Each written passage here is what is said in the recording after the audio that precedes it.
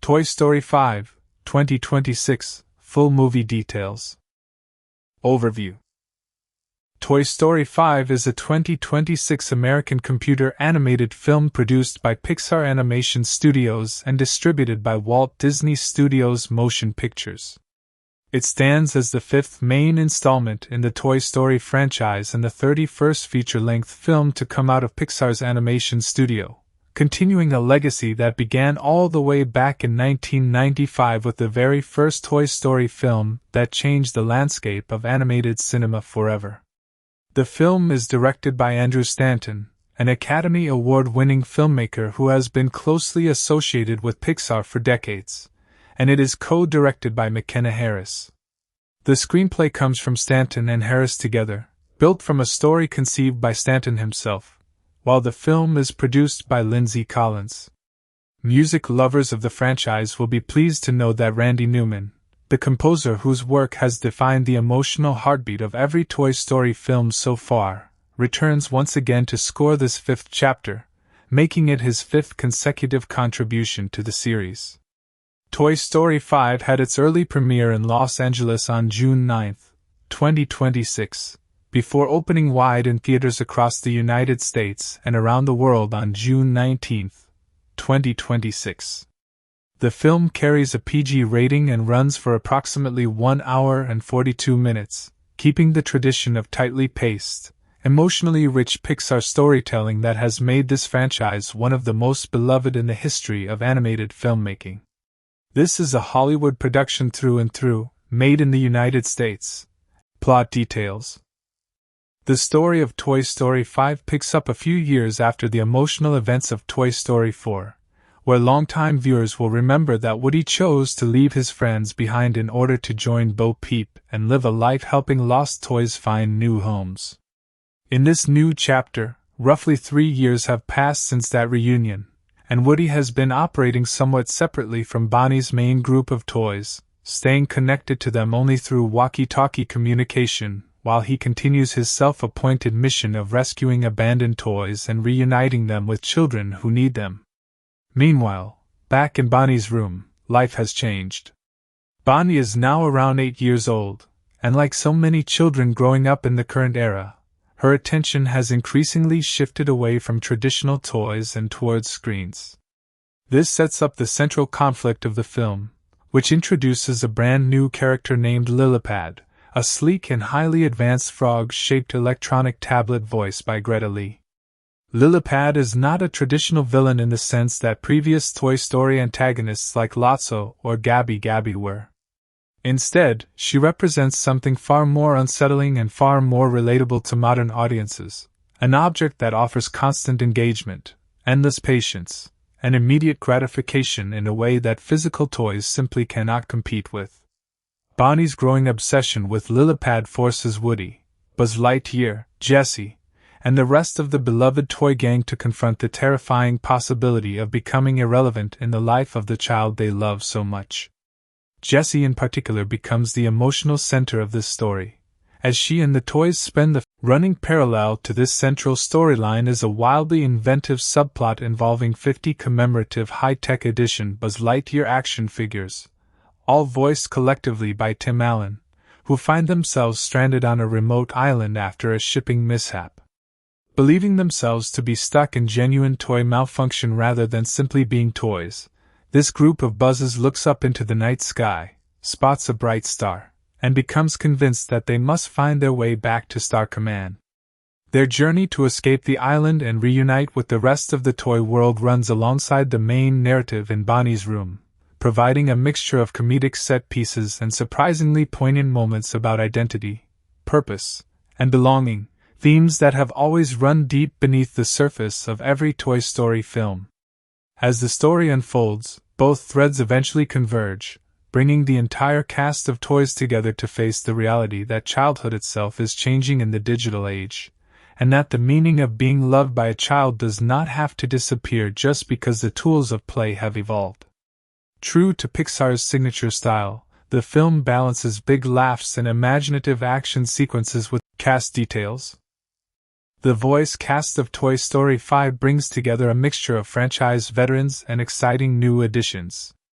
Tom Hanks returns once again as Woody, the loyal cowboy sheriff whose voice has defined this character since 1995. Tim Allen reprises his role as Buzz Lightyear, the Space Ranger action figure who also takes on the comedic challenge of voicing the 50 high-tech Buzz units stranded on the island. Joan Cusack returns as Jessie the cowgirl, who takes center stage emotionally in this installment. Annie Potts is back as Bo Peep, Wallace Shawn continues voicing Rex the nervous dinosaur, John Ratzenberger returns as Hem the piggy bank, a role he has voiced in every single Pixar film to date. Kristen Schaal returns as Trixie the Triceratops, and Tony Hale reprises his role as Forky, the spork-turned toy who became a fan favorite in Toy Story 4. Blake Clark also returns as Slinky Dog. On the new edition side, Greta Lee joins the cast as Lillipad, the frog-shaped tablet at the heart of the film's central conflict. Conan O'Brien joins as a new character named Smarty Pants.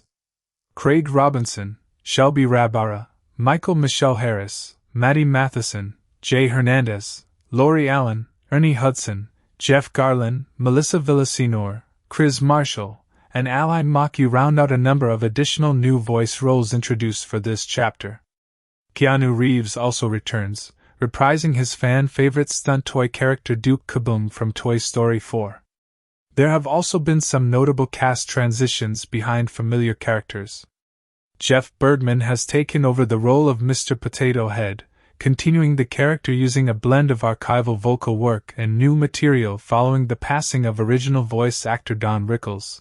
while Anna Vocino has stepped into the role of Mrs. Potato Head, taking over from Estelle Harris. John Hopkins has taken over voicing Mr. Pricklepants following Timothy Dalton's final performance in Toy Story 4. Scarlett Spears takes over the role of Bonnie as the character's live-action age progression continues in this installment. Release date and trailer information. Toy Story 5 held its official early premiere in Los Angeles on June 9, 2026. Ahead of its full theatrical rollout across the United States and international markets on June 19, 2026. The film was released exclusively in theaters, continuing Pixar's approach of giving its flagship franchise films a dedicated big-screen experience before any streaming availability. In the lead-up to release, Pixar built anticipation through a carefully staged marketing campaign. A teaser trailer arrived first, offering fans an early glimpse of the returning toy gang and introducing the tone of the story without revealing too much of the central conflict. This was followed by a full-length official trailer, which dropped on February 19, 2026, and which gave audiences their first proper look at Lillipad, the new tablet character, along with a clearer sense of the toys versus technology theme running through the film. The trailer also confirmed several of the new voice cast additions and cast changes that had been the subject of speculation for months beforehand. Full explanation. Toy Story 5 arrives at a moment when the franchise has to reckon honestly with the world children actually grow up in today, and that is precisely what makes this installment feel different from everything that came before it. Every prior Toy Story film built its emotional stakes around growing up in a fairly traditional sense, whether that meant Andy leaving for college in Toy Story 3 or Woody learning to let go of the need to be needed in Toy Story 4. This time, the threat facing the toys is not a bigger, badder villain or the passage of years alone, but the quiet, everyday reality of a screen that never gets bored, never needs winding up, and never runs out of new things to show a child. That is a threat far more grounded in real modern life than anything the franchise has tackled before, and it gives Toy Story 5 an unusually sharp emotional edge beneath all of its humor and spectacle. Lillipad is designed to feel less like a mustache-twirling antagonist and more like an uncomfortable mirror held up to the audience itself, because most people in the theater, parents and children alike, understand exactly what it feels like to reach for a device out of habit rather than genuine need. By building the choice to shift Jessie into the emotional center of the story is also significant. Across the previous 4 films, Jessie has largely existed in a supporting capacity, defined by her backstory of abandonment from Toy Story 2 but rarely given the central emotional arc. Giving her the lead role in navigating Bonnie's shifting attention allows the film to draw a direct emotional line back to that original abandonment story, deepening her character in a way longtime fans have wanted to see for years. At the same time, the parallel storyline involving the 50-stranded high-tech Buzz Lightyear figures gives the film room to breathe with big, colorful, comedic set pieces, echoing the kind of adventure-driven storytelling that made the very first Toy Story so beloved. While Tim Allen's ability to voice 50 slightly different variations of the same character adds a genuinely clever layer of comedic craftsmanship to the production. Woody's separate storyline, staying connected to his old friends only through walkie-talkie from a production standpoint, Toy Story 5 benefits enormously from the continuity of its behind-the-scenes talent. Andrew Stanton, who co-wrote the original Toy Story and directed Finding Nemo and Wall-E, brings a level of trust and craftsmanship to the director's chair that fans have come to expect from Pixar's most experienced storytellers. Randy Newman's return for a fifth consecutive Toy Story score ensures the film retains the same musical identity that has underscored every emotional high and low of this franchise since 1995. The near-complete return of the original core voice cast, particularly Tom Hanks, Tim Allen, Joan Cusack, Annie Potts, Wallace Shawn, and John Ratzenberger, gives the film an authenticity that a full recast could never replicate. While the thoughtful transitions handling Mr. and Mrs. Potato Head and Mr. Pricklepants show a studio being careful and respectful about honoring original performers who are no longer able to continue in these roles. Taken as a whole, Toy Story 5 positions itself not just as another sequel cashing in on a beloved name, but as a genuine attempt to say something meaningful about childhood, attention, technology. Toy Story 5, 2026, complete story breakdown and analysis. Introduction.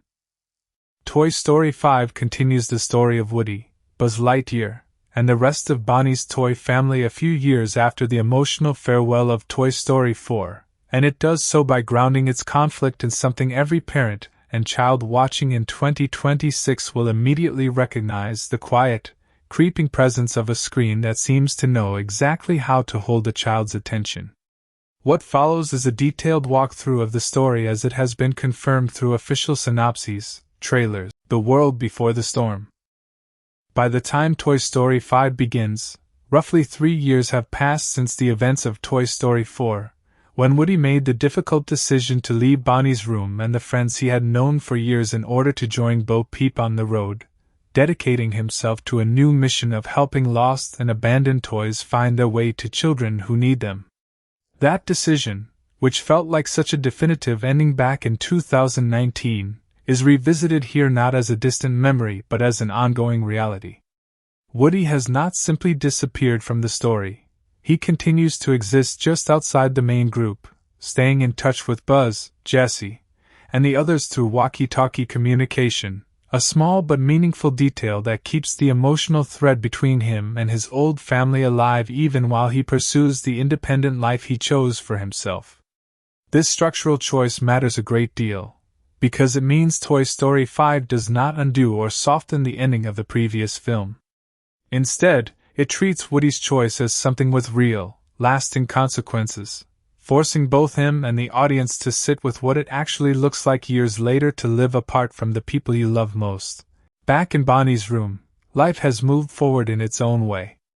Bonnie is now around 8 years old, no longer the small child first introduced borrowing Woody in Toy Story 3, and like countless children her age growing up in the mid-2020s, her relationship with play has begun to shift. The toys who have spent years working hard to remain relevant in her life, adapting to her growing imagination and changing interests, now face a new and unfamiliar kind of competitor, one that does not play by the old rules of toy box hierarchy and imaginative games. That competitor arrives in the form of Lillipad, a sleek, frog-shaped electronic tablet that becomes the center of Bonnie's attention. The arrival of Lillipad. Lillipad is unlike any antagonist this franchise has introduced before. She does not scheme in a lair, She does not manipulate other toys through fear the way Lotso once did, and she does not carry the tragic, wounded menace of Gabby Gabby. Instead, Lilypad's threat comes from something far more mundane and far more unsettling, the simple fact that she is genuinely good at what she does. She is endlessly patient, always responsive, always ready with something new, funny, or interesting the moment Bonnie reaches for her. She does not get tired, she does not need to be wound up, and she never runs out of ways to hold a child's interest. For toys who rely on imagination, physical presence, and the slow, sometimes messy magic of pretend play, competing with that kind of constant, frictionless engagement feels almost impossible. This is where Jessie steps into the emotional center of the story in a way she never has before across the previous 4 films. Jessie, whose own backstory has always been defined by the trauma of being outgrown and abandoned by her first owner Emily, is uniquely positioned to feel the threat Lilypad represents on a deeply personal level. The fear driving Jessie throughout Toy Story 5 is not simply about losing playtime or relevance in an abstract sense. It is about the very real possibility of being left behind again, and that history gives her arc in this film a raw, personal urgency that ties directly back to one of the franchise's oldest and most beloved emotional through lines: the Island of Buzzes. While the main conflict plays out in Bonnie's bedroom, Toy Story 5 also follows a second storyline that unfolds far away, on a remote island where a shipment of 50 commemorative high-tech edition Buzz Lightyear action figures has washed ashore after some kind of shipping mishap. These are not ordinary Buzz toys. They are a specially manufactured collector's edition, and due to a malfunction, they awaken believing themselves stranded and lost. In a moment that beautifully captures the earnest, almost heroic self-seriousness that has always defined Buzz Lightyear as a character, this entire group of 50 identical toys looks up into the night sky, spots a bright star, and immediately becomes convinced it must be a beacon guiding them back to Star Command. What follows is a subplot built around 50 versions of the same character, all voiced by Tim Allen, working together, occasionally clashing over leadership and interpretation of their mission, and slowly making their way toward reuniting with the rest of the toy world. This storyline gives the film room for big, colorful, physical comedy and adventure set pieces reminiscent of the original Toy Story's road trip energy, while also quietly exploring convergence and resolution. As the film moves toward its conclusion, the 2 storylines begin to draw closer together, with the stranded Buzzes making their way back toward Bonnie's world just as the central conflict between the toys and Lilypad reaches its most intense point. Woody, operating separately for most of the film, becomes drawn back into the heart of the story as the stakes rise, bringing his mission of rescuing lost toys into direct contact with the crisis unfolding in Bonnie's room. Without revealing plot details that go beyond what has been officially confirmed, the film builds toward a resolution that does not simply defeat Lilypad as though she were a villain to be destroyed, but instead reframes the entire conflict around what it actually means for toys, and by extension anything that offers comfort and connection to a child, to coexist with technology rather than be erased by it. The ending aims not for a simple victory of old-fashioned toys over modern screens, but for something more thoughtful, a recognition that being loved by a child does not require winning a war against every new form of entertainment that enters their life, but rather finding new ways to remain meaningful within it. Themes: Toys versus technology. The central theme of Toy Story 5, often described using the phrase toys versus tech, is arguably the most contemporary and emotionally loaded idea the franchise has tackled since its very first film explored a child's fear of being replaced by something newer and shinier. What makes this theme land so effectively is that it does not require exaggeration or fantasy to feel threatening. Every parent in the audience has watched a child become absorbed in a tablet or phone in a way that feels different from how they once got absorbed in a toy or a book, and every adult watching has likely felt that same pull in their own life.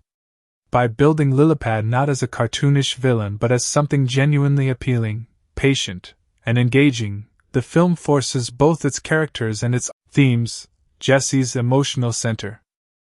Placing Jessie at the emotional heart of this story is one of the more significant creative choices in Toy Story 5, and it pays off a long-standing piece of unfinished business in her character. Since her introduction in Toy Story 2, Jessie's defining trauma has always been abandonment, the pain of being outgrown and left behind by a child who once loved her completely.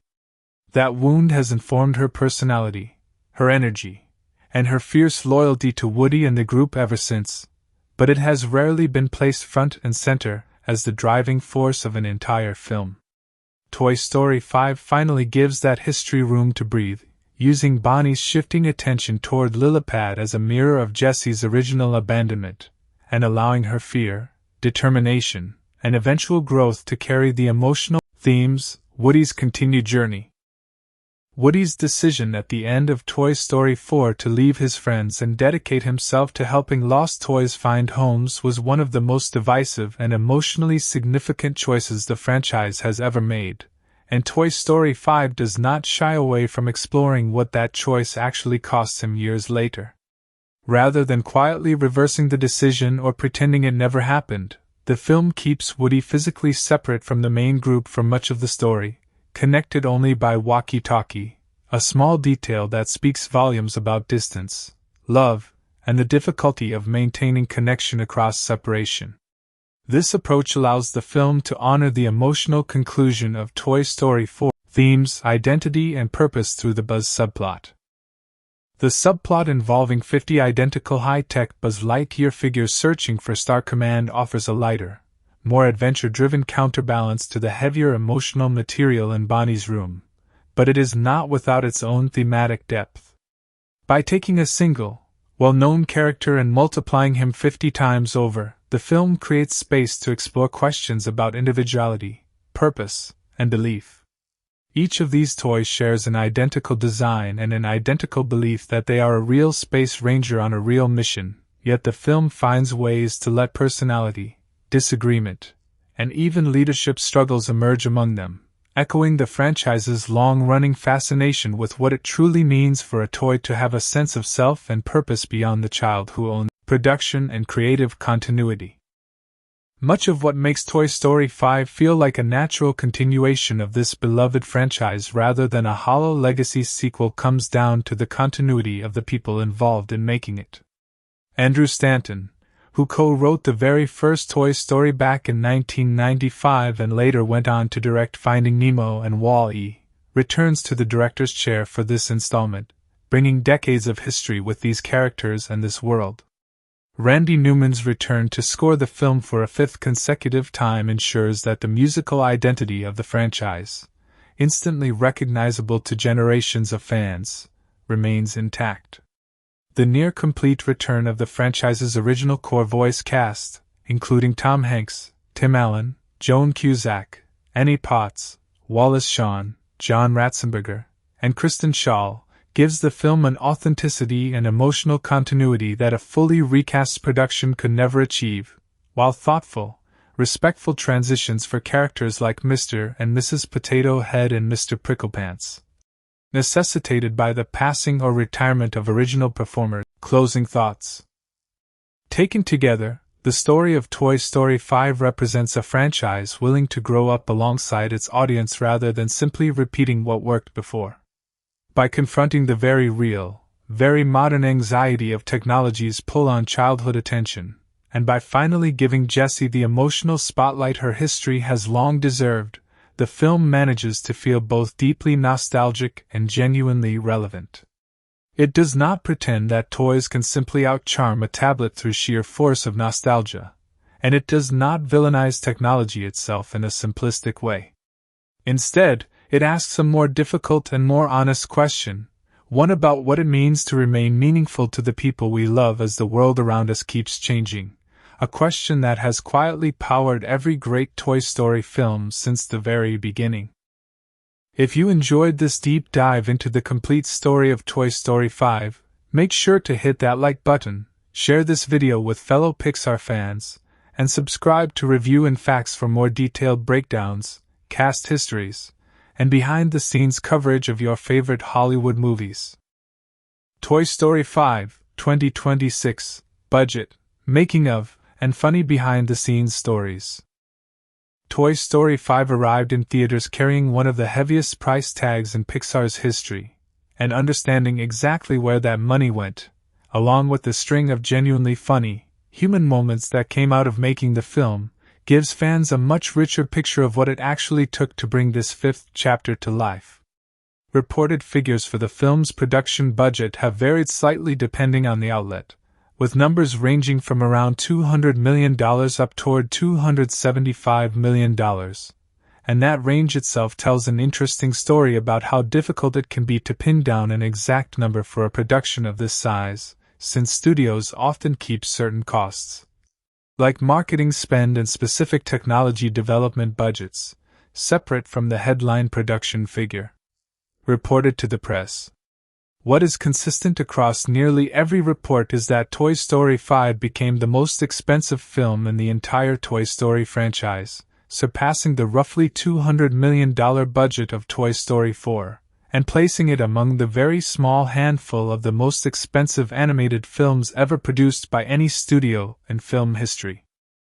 A significant portion of that budget did not go towards star salaries in the way audiences might assume when they hear about a film stacked with famous names like Tom Hanks, Tim Allen, Keanu Reeves, and Bad Bunny. Reports on the film's financials have made clear that voice acting fees, while substantial for the lead performers, represent a relatively small slice of the overall production cost. Tom Hanks and Tim Allen, whose salaries for voicing Woody and Buzz Lightyear have reportedly ranged between roughly $3 million and $5 million per film across the franchise's history, are paid at a level that reflects their decades of commitment and the immense cultural weight their voices carry, yet even combined, their compensation accounts for only a small fraction of a budget north of $200 million. The bulk of the money instead goes toward the small army of animators, riggers, lighting artists, simulation specialists, and technical directors who spend years, not months, building every frame of a Pixar film essentially from scratch. Unlike live-action productions, where sets, costumes, and locations already exist in the physical world and simply need to be filmed, animated productions like Toy Story 5 have to construct their entire universe digitally, down to the individual fibers of carpet in Bonnie's bedroom and the precise way light bounces off a plastic toy's glossy surface. And that kind of painstaking digital craftsmanship is extraordinarily labor-intensive even with the industry's most advanced rendering technology. Part of what pushed the budget of Toy Story 5 higher than its predecessor comes down to the specific technical challenge posed by this particular story. Because the film's central conflict revolves around a tablet character named Lillipad, the animation team had to design and render an entirely new visual language for how digital screens and technology would look and feel within the tactile, plastic and fabric-textured world the Toy Story franchise has always been known for. Believably blending the cold, glowing precision of a screen-based character with the warm, textured look of traditional toys required new rendering techniques and a substantial amount of research and development that would not have been necessary for a story confined entirely to the franchise's usual visual palette. On top of that, the subplot involving 50 individual high-tech Buzz Lightyear figures meant the animation team had to design, rig, and animate dozens of visually similar but individually distinct characters interacting within the same scenes, a technically demanding undertaking that multiplies the amount of animation work required for even relatively simple group shots. Randy Newman's return to score the film for a fifth consecutive time also represents a meaningful piece of the production's investment, not simply in terms of composer fees but in the scale of orchestral recording, sound design, and music production required to give the film the same emotionally resonant, symphonic sound audiences have come to expect from the franchise since 1995. Added to that is the licensing and production cost associated with Taylor Swift's original contribution to the soundtrack, a song titled I Knew It, I Knew You, which was written and recorded specifically for the film and required its own dedicated production process layered on top of Newman's existing score, along with promotional considerations tied to releasing the track to country and pop radio formats ahead of the film's premiere. From a box office perspective, the substantial budget appears to have paid off in dramatic fashion. Industry estimates place the film's domestic opening weekend performance among the largest in animated film history, with figures cited in the range of $160 million domestically, a number some reports pushed even higher when factoring in international earnings from the same opening frame, with combined global opening weekend numbers reported as high as roughly $312 million. That domestic opening reportedly ranked as the second largest animated opening weekend of all time at the point of release, trailing only Incredibles 2 and landing ahead of other recent major animated releases, a genuinely remarkable achievement for a franchise now 3 decades removed from its original theatrical debut. Within just a matter of weeks, the film's worldwide cumulative gross had crossed the $1 billion mark, a threshold that places Toy Story 5 in an extremely exclusive club of animated films and confirms that, whatever the exact final production budget turns out to have been, the film comfortably recouped its costs, and then some through ticket sales alone. Before factoring in the additional revenue that will eventually come from streaming, merchandise, and home entertainment. Even in its second weekend of release, the film reportedly held on to the vast majority of its audience, with a domestic hold in the range of 56%, an unusually strong number for a major theatrical release and a sign of the kind of sustained, word-of-mouth driven audience interest that studios hope for but rarely achieve so consistently. That success arrives at an interesting moment for Pixar as a studio, since reports around the same period also noted that some of the studio's more experimental original films released in the same general window had struggled to hit their break-even points. Industry analysts have pointed out that Hollywood's typical break-even threshold for a major theatrical release sits somewhere between 2 and 2.5 times the production budget once marketing, distribution, and the cinema's own revenue share are factored in, meaning that even a film earning several $100 million worldwide can still technically operate at a financial loss for the studio if its budget was high enough. Several of Pixar's original, non-franchise films released around the same period reportedly fell into exactly that kind of situation, failing to clear their break-even thresholds despite respectable box office totals, a dynamic that reportedly contributed to a wave of layoffs at the studio even as Toy Story 5 itself was approaching the $1 billion mark. That contrast, a beloved legacy franchise entry performing spectacularly well while some of the studio's newer, riskier original ideas struggled to turn a profit, has become something of a talking point within the industry about the increasing financial pressure on major studios to lean on established franchises rather than take chances on new intellectual property. Even at a studio as historically celebrated for original storytelling as Pixar. Beyond the raw financial numbers, the actual experience of making Toy Story 5 produced a long list of genuinely funny, warm, and unscripted moments among the cast, many of which came out through press interviews, red carpet appearances, and behind-the-scenes features in the months leading up to the film's release. Perhaps the most widely discussed story from the entire production involves the secrecy surrounding Taylor Swift's contribution to the soundtrack. According to both Tom Hanks and Tim Allen, the production kept Swift's involvement so tightly under wraps that even the film's 2 biggest stars had no idea it was happening until shockingly close to release. Hanks has described being told about the song only a few hours before a scheduled interview, saying the production simply did not reveal that portion of the movie to the cast until the studio decided the timing was right.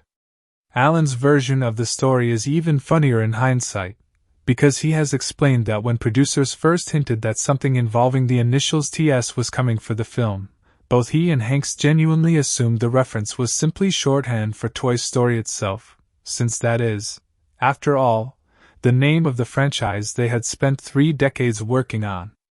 It was only when they were ushered into a soundproof room and told that the true end credits song would be dropping that night, credited to Taylor Swift, that the confusion cleared up, and Allen has openly admitted his initial reaction was somewhere between disbelief and mild indignation that something so significant had been kept from them for so long. Both actors have since embraced the moment with good humor, joking about their own out-of-touch reaction to hearing the name, and the story became something of a running bit across their joint press appearances,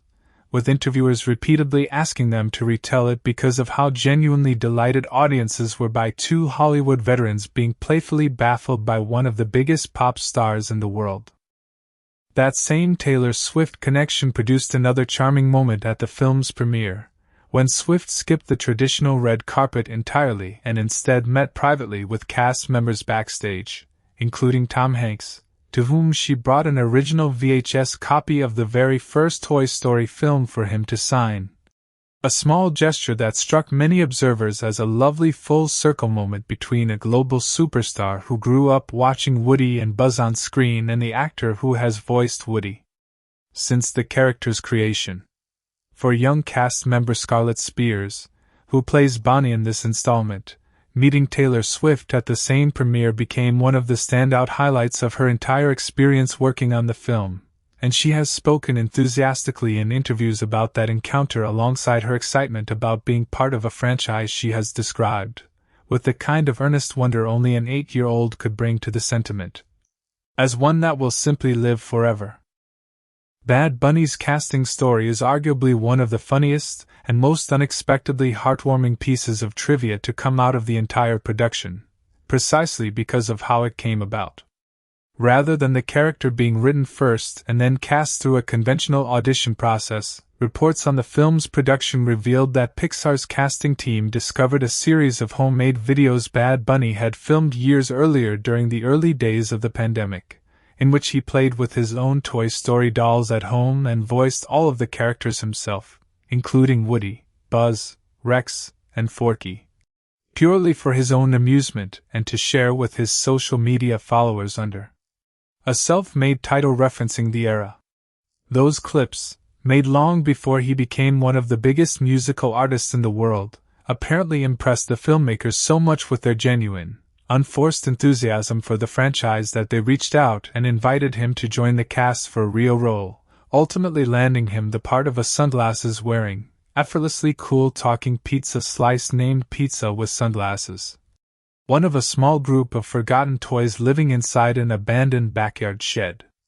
Bad Bunny has spoken publicly about how surreal and rewarding the whole experience felt, given that his very first connection to the franchise as an adult had been nothing more than goofing around at home with toys during a period of global lockdown, only for that same private, playful enthusiasm to eventually earn him an actual credited role in the newest film years later. Even the character's name became something of a running joke during the film's marketing rollout, with Pixar's own social media announcement leaning fully into the absurdity of the concept, captioning the character reveal with an exclamation in Spanish translating roughly to an enthusiastic "Let's go," alongside footage of an animated pizza slice bouncing around the frame in sunglasses. Fans and entertainment outlets alike found the sheer randomness of the character concept, a forgotten talking pizza slice voiced by one of the most famous musicians on the planet, to be one of the more delightfully strange casting choices in recent Pixar history, and the reveal quickly became one of the most talked about pieces of pre-release marketing for the entire film. Elsewhere in the recording booth, Tim Allen and Tom Hanks have shared several funny stories about what it was actually like returning to voice their characters after so many years, including candid jokes about their own aging process. During joint press appearances, the two have playfully roasted each other over just how much time has passed since the original film, with Allen joking that watching old footage of themselves recording the first movie made them look like their own grandchildren by comparison, while Hanks has joked that he sometimes wonders whether he somehow made the first film while he was still in junior high given how long ago it now feels. Hanks has also shared a recurring real-world anecdote about what happens when parents recognize him and Allen out in public with their children in tow, describing the slightly comical letdown on a child's face upon realizing that the actual voices behind Buzz and Woody are, in his words, a couple of gray-haired guys rather than the young action figures on screen. The two have also talked at length about their long-running lunch tradition, meeting up several times a year purely as friends outside of any promotional obligation, with Allen joking that the two of them sitting close together in a restaurant booth, deep in conversation, makes them look like two older women catching up over gossip, a bit that has become something of a signature joke in their joint interviews. The recording process for the film's most unusual subplot, involving 50 individual high-tech Buzz Lightyear figures all voiced by Tim Allen, also produced its own set of behind-the-scenes stories. Allen has described an early moment in the recording process when producers gently pulled him aside to explain that his voice for Buzz was sounding noticeably older compared to earlier films, a piece of feedback he has joked about with characteristic self-deprecating humor, even quipping about the idea of undergoing vocal adjustments to bring his pitch back closer to where it had been decades earlier. Rather than treating the note as anything but funny, Allen leaned into the joke publicly, and the resulting story became one of the more widely shared light-hearted anecdotes from the film's press cycle, with fans finding it both hilarious and oddly touching that even a beloved animated space ranger has to contend with the realities of a voice actor's aging instrument after 30 years on the job. Conan O'Brien's introduction to the cast as the character Smarty Pants produced its own share of comedic material, both in the recording booth and in press coverage of the character itself. Smarty Pants, described in behind-the-scenes coverage as a character whose design evolves over the course of the film from a simple pair of overalls into something considerably stranger involving a potty training theme and, eventually, a toilet paper roll, gave O'Brien plenty of opportunity to bring his trademark absurdist comedic instincts to a character built almost entirely around a ridiculous premise. And O'Brien has spoken about how much fun he had leaning fully into the character's inherent silliness rather than trying to soften or normalize it. Perhaps one of the most unexpectedly funny stories to come out of the production involves Tim Allen's wife, Jane Haddock, who revealed during a red carpet interview that her husband keeps a piece of extremely inappropriate, non-commercial Buzz Lightyear memorabilia locked away at home.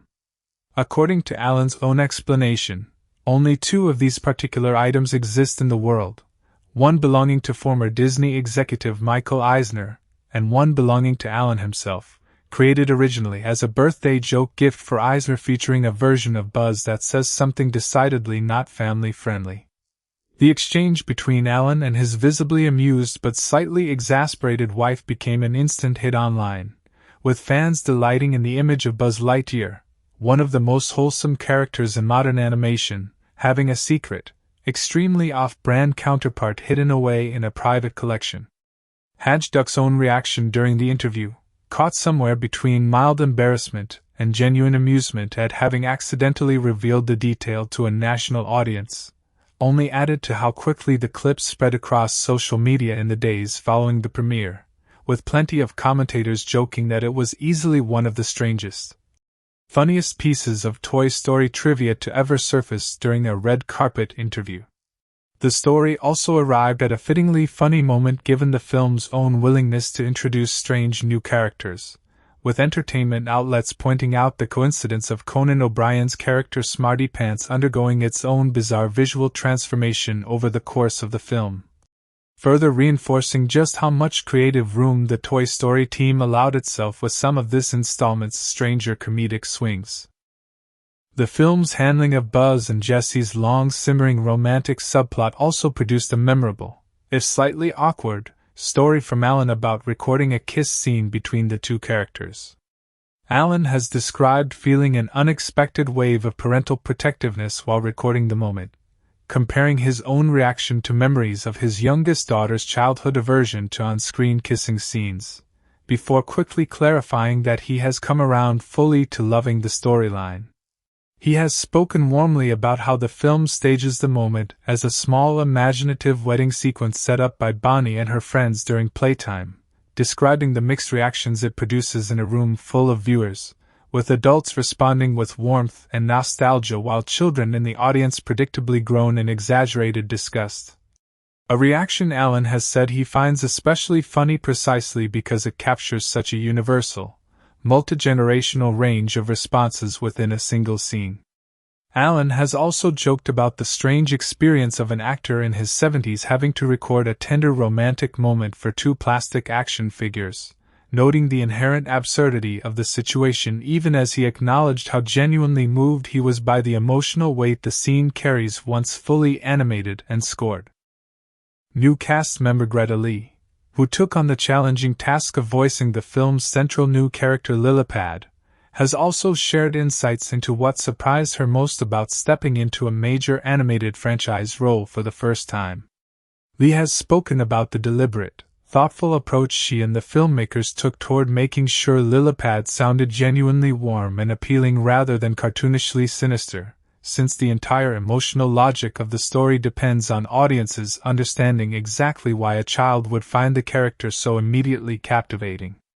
That careful calibration required an unusual amount of nuance for an animated voice performance, and Lee has described the experience as creatively different from anything she had done in her live-action career up to that point. During one joint press appearance alongside Hanks, Allen, Cusack, and Hale, Lee also revealed what she described as the single most surprising thing that happened to her while recording Lillipad's dialogue, though she kept the specific detail somewhat playfully vague in that particular interview, teasing it as the kind of small, strange production detail that only becomes clear once someone has actually sat inside a Pixar recording booth themselves. Director Andrew Stanton, who has been involved with the Toy Story franchise since co-writing the very first film in 1995, has also shared his own perspective on some of the more surprising and occasionally amusing realities of shepherding a project this large through production. Stanton has spoken candidly about pushback he anticipated from longtime fans who felt earlier entries in the franchise, particularly Toy Story 3 and Toy Story 4, already delivered satisfying emotional conclusions to Woody's journey, and he has addressed that concern directly in interviews by noting that fans who feel that way are free to treat those earlier films as their own personal ending point, joking that nobody is being robbed of the trilogy they already loved simply because new chapters continue to be told.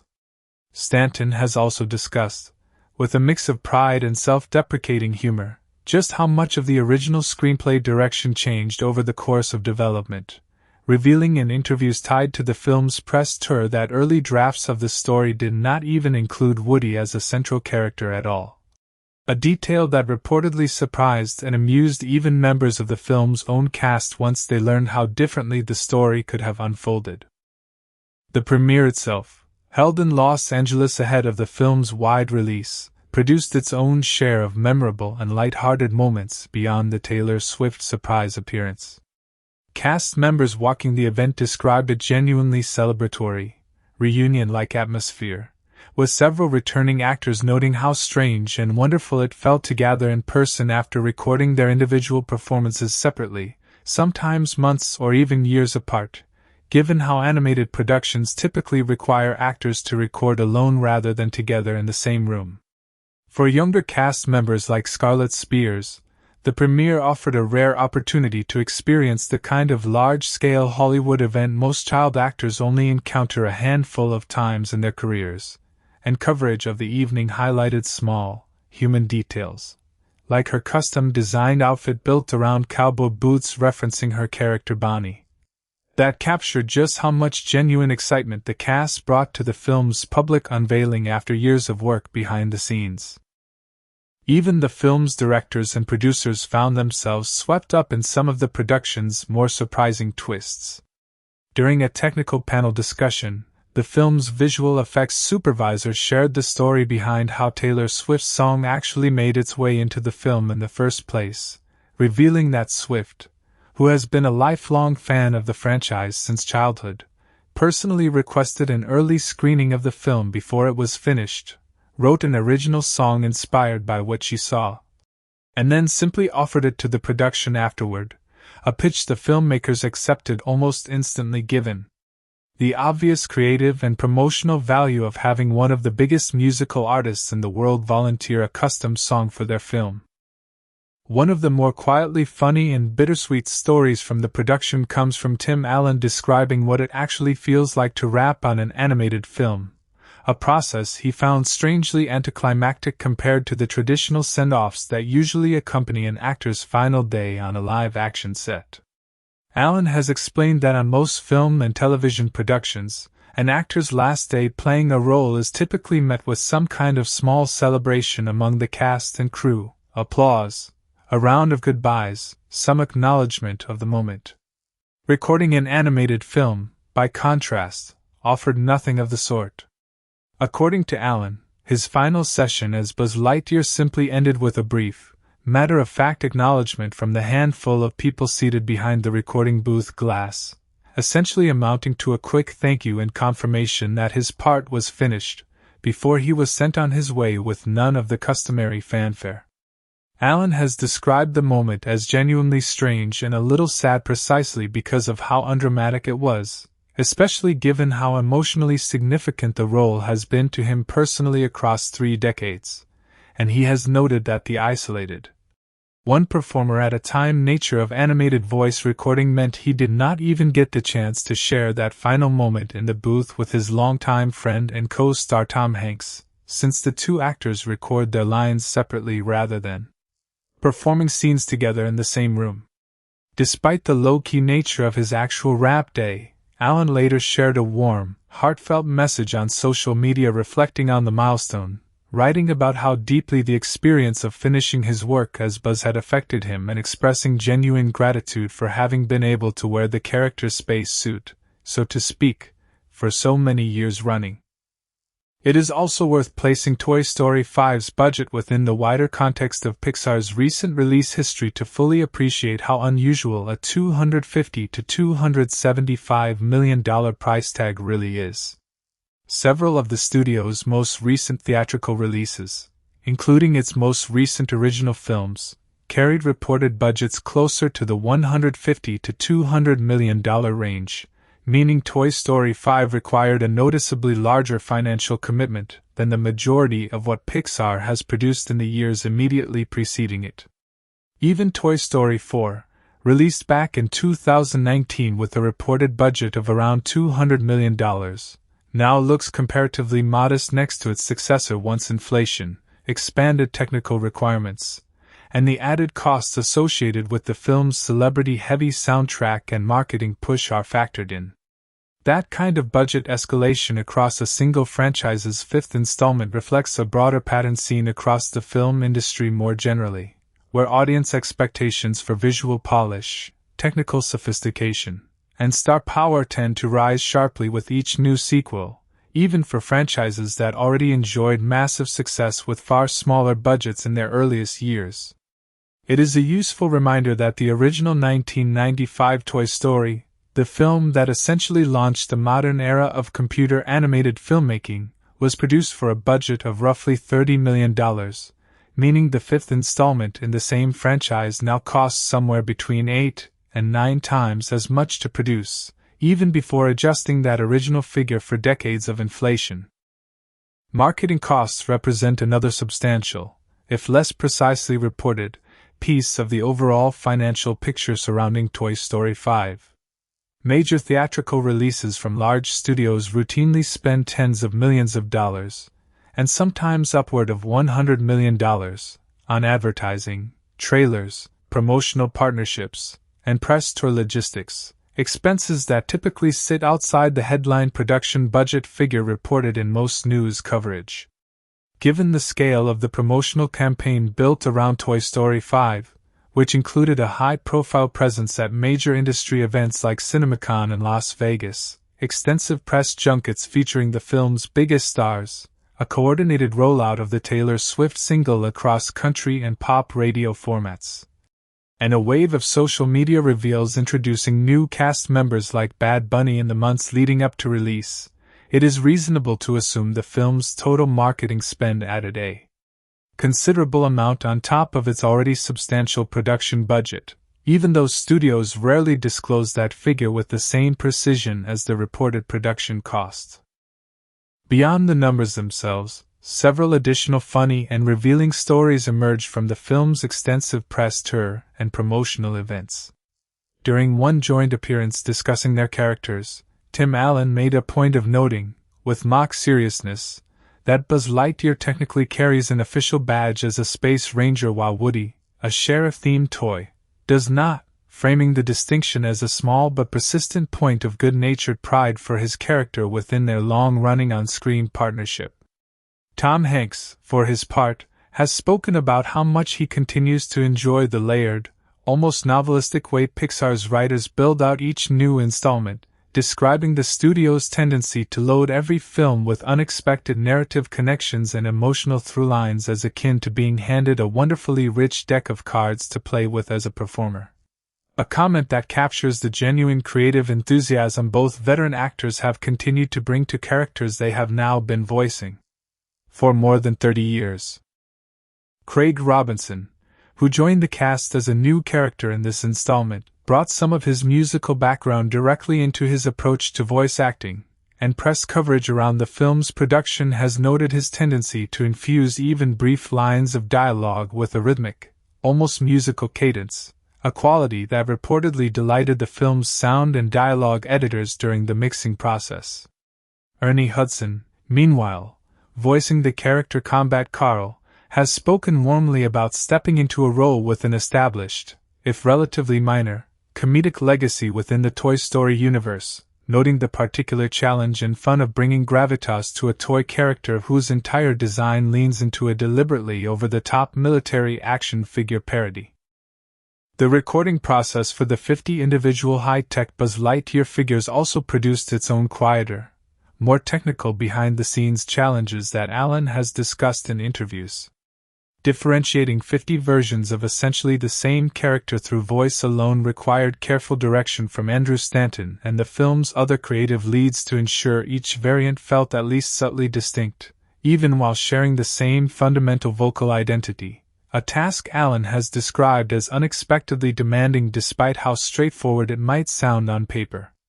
He has joked that keeping track of which specific Buzz variant he was voicing at any given moment during a long recording session occasionally left even him a little confused about which version of the character was technically speaking at any particular point in a scene, a small logistical comedy of errors that ultimately became part of the fun of tackling such an unusual vocal challenge. Even away from the recording booth itself, the film's cast has shared stories about the broader experience of promoting a movie of this scale after so many years in the franchise. Tom Hanks and Tim Allen have spoken about an unexpected reunion that took place backstage at one of Hanks's stage theater performances in New York City, where Allen visited his longtime friend and co-star during a stretch of the production schedule when the two actors' individual recording sessions did not overlap. That backstage reunion, captured and shared across social media by fans and press covering the event, became yet another widely circulated example of the two actors' genuine, decades-long friendship spilling out into public view well beyond the confines of the recording booth itself. Taken together, the reported budget figures and the steady stream of funny, human stories that emerged from the making of Toy Story 5 paint a picture of a production that was, despite its enormous financial scale and technical ambition, still fundamentally held together by the same warmth, humor, and genuine affection between collaborators that has defined this franchise since its earliest days. From Randy Newman's continued musical stewardship to Tom Hanks and Tim Allen's 3-decade-long friendship spilling out into playful public banter, to a small army of animators quietly building an entire digital universe frame by frame, the story of how Toy Story 5 actually came together is, in many ways, just as layered and emotionally rich as the story audiences see unfold on screen. Woody's hat is off to another chapter, and this one deserves the full cultural historical treatment your channel gives every big release. Here is the script. The 30-year toy box: how Toy Story 5 became one of the most culturally loaded sequels in animation history. Very few franchises in the history of American cinema carry the kind of cultural weight that the Toy Story series carries, and almost none of them have managed to sustain that weight across 3 full decades without a single installment being dismissed as a cash grab or a creative misstep.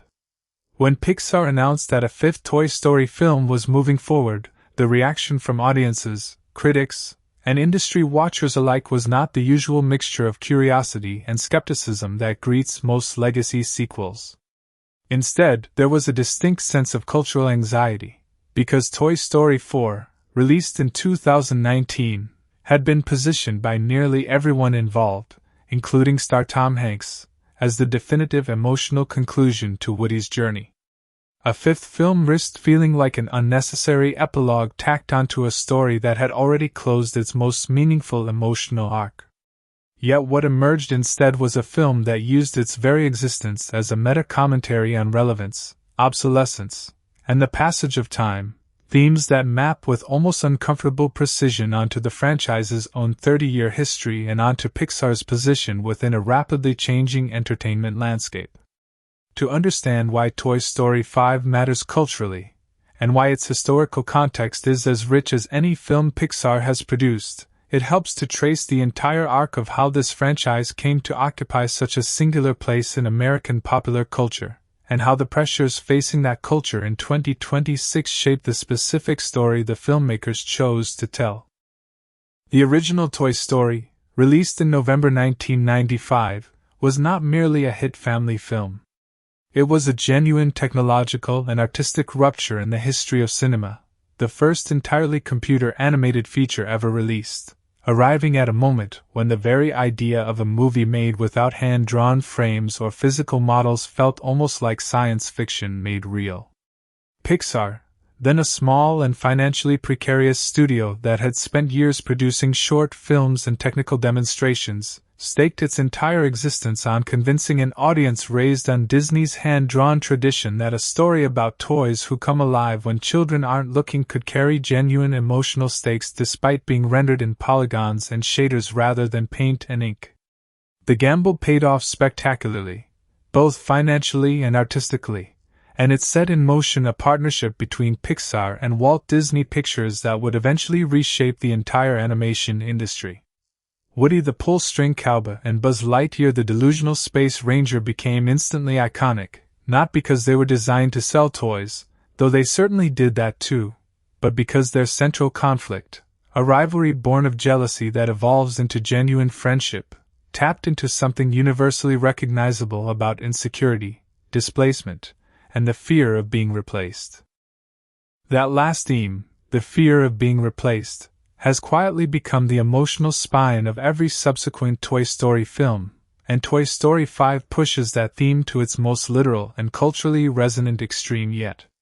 Where the original film dramatized the fear of replacement through the arrival of a flashier, more impressive toy, and where Toy Story 2 and Toy Story 3 explored themes of abandonment, obsolescence, and the passage of childhood itself, Toy Story 5 reframes the entire anxiety for a generation of children who increasingly do not play with toys in the way earlier generations did at all. The film's central conflict pits Woody, Buzz, Jessie, and the rest of Bonnie's toy box against Lillipad, a tablet device voiced by Greta Lee, whose arrival threatens to make the physical toys themselves obsolete in the eyes of the child they exist to serve. This is, on its surface, a clever franchise-appropriate way to generate stakes for a fifth installment, but it is also a strikingly direct piece of cultural commentary from Pixar about the state of childhood in the mid-2020s, a moment when screen time, tablet dependency, and the displacement of tactile, imaginative play by algorithmically engaging digital content has become one of the most discussed and debated topics in parenting, education, and child psychology alike. Director Andrew Stanton, who took the reins on this installment after previously directing Finding Nemo, Wall-E, and Finding Dory for the studio, described the film's premise as arising from a fairly blunt observation, essentially that nobody plays with toys the way they used to, and that this reality demanded the franchise directly confront what increasing screen time actually means for the way children grow up. This is a notably candid thing for a major studio to build a tentpole family film around, because it essentially asks audiences, many of whom are parents actively navigating exactly this tension in their own households, to sit with a certain amount of discomfort about their own family's relationship with devices. It would have been easy, and perhaps safer from a marketing perspective, for Pixar to have avoided naming the anxiety so explicitly. But the choice to make a tablet character named Lillipad the direct antagonist, or at least direct foil, to Woody and Buzz gives the film a level of cultural specificity that few franchise sequels attempt. It positions Toy Story 5 less as a nostalgia play and more as a genuine artifact of its cultural moment, something future film historians will likely point to when discussing how mainstream American cinema processed the anxieties of the smartphone and tablet era for children born entirely within it. The film's path to production is itself a small case study in how legacy franchises are managed by major studios in the current era, where the appetite for beloved intellectual property must be balanced against the very real risk of diminishing a story that audiences consider emotionally complete. Interest in a fifth Toy Story film actually predates the release of Toy Story 4 by several months. Tim Allen, who has voiced Buzz Lightyear since the franchise began, publicly expressed enthusiasm for a fifth installment as early as February of 2019, months before Toy Story 4 even reached theaters. Tom Hanks, meanwhile, took the opposite position in interviews around the same period, suggesting that Toy Story 4 represented the true and final ending for Woody's arc, closing the emotional loop that had been building since the character's introduction. This tension between the two lead actors, one eager to continue and one signaling closure, actually mirrors quite neatly the thematic tension the eventual fifth film would explore: the question of whether an old toy, or an old franchise, still has a meaningful place in a world that has moved on. Despite Hanks's comments, the door to a fifth film was never fully closed, and formal development began in earnest in February of 2023, at which point both Hanks and Allen were confirmed to be returning to voice their characters, easing any concern that the film would proceed with recast leads. Andrew Stanton was announced as director in June of 2024, and was confirmed shortly afterward, within 2 months, to be writing the screenplay as well, working alongside co-director Kenna Harris, who would go on to receive a co-director credit on the finished film. An increasingly common structure at Pixar as the studio invests in developing directorial talent from within its own animation and story departments. One especially notable historical footnote regarding Toy Story 5's production is that it marks the first mainline entry in the franchise made without any creative involvement whatsoever from John Lasseter, the co-creator of the original film and one of the most influential figures in the history of computer animation, who departed Pixar in late 2018 following allegations of workplace misconduct. Lasseter's departure was one of the more significant executive shakeups in Disney and Pixar's recent history, and Toy Story 5 effectively represents the franchise's first fully post-Lasseter creative chapter, guided instead by Stanton, Harris, and producer Lindsay Collins. This detail matters historically because it underscores how thoroughly the studio has had to reconstitute its creative leadership over the past several years, and how a franchise this closely associated with one man's original vision has nonetheless continued to evolve and find new creative voices willing to carry it forward. The returning voice cast for Toy Story 5 reads like a genuine reunion of the franchise's extended ensemble, with Tom Hanks as Woody, Tim Allen as Buzz Lightyear, Joan Cusack as Jessie, Tony Hale, Wallace Shawn, Blake Clark, John Ratzenberger, Kristen Schaal, Bonnie Hunt, Melissa Villaseñor, Annie Potts, and Keanu Reeves, all reprising roles they have played across the franchise's various installments. A remarkable display of actor continuity for a franchise now spanning 3 decades. Alongside these familiar voices, the film introduces an eclectic and culturally notable roster of newcomers, including Greta Lee as Lillipad, Conan O'Brien, Shelby Rabara, Craig Robinson, Ernie Hudson, Bad Bunny, and Alan Cumming, a lineup that spans comedy, late-night television, and contemporary music in a way that reflects Pixar's ongoing strategy of stunt casting recognizable voices to generate media attention around new characters. Jeff Bergman and Anna Vocino were cast as the new voices for Mr. and Mrs. Potato Head, filling a role that had become one of the more delicate casting challenges facing the franchise following the death of original Potato Head voice actor Don Rickles in 2017, whose unused archival recordings had been carefully repurposed for Toy Story 4 rather than recast. A solution that was clearly not sustainable for a 5th film given the finite nature of archival material. Perhaps the most emotionally significant casting change involves the character of Combat Carl, previously voiced by Carl Weathers, the actor and former NFL player best known for his roles in the Rocky franchise and, more recently, for his acclaimed performance in The Mandalorian. Weathers passed away in February of 2024, and in April of 2025 it was announced that Ernie Hudson, the veteran actor perhaps best known for his role in Ghostbusters, would take over voicing Combat Carl for Toy Story 5. This kind of recasting following an actor's death is always a delicate undertaking for any franchise, requiring the production to balance honoring the departed performer's legacy with the practical necessity of continuing a character's story, and it adds another layer of real-world mortality and continuity to a franchise that has always, in its fictional world, grappled with themes of impermanence, loss, and what endures after a toy, or a person, is no longer there to carry a story forward. Musically, the film continues one of the most remarkable creative partnerships in modern American film scoring. Randy Newman, who composed the score and songs for the original Toy Story in 1995, including the enduringly beloved "You've Got a Friend in Me," returned to score Toy Story 5, marking his 10th collaboration with Pixar and his 5th consecutive Toy Story feature. An unbroken creative relationship spanning the entire lifespan of the franchise and, in many ways, spanning the entire history of feature-length computer animation itself.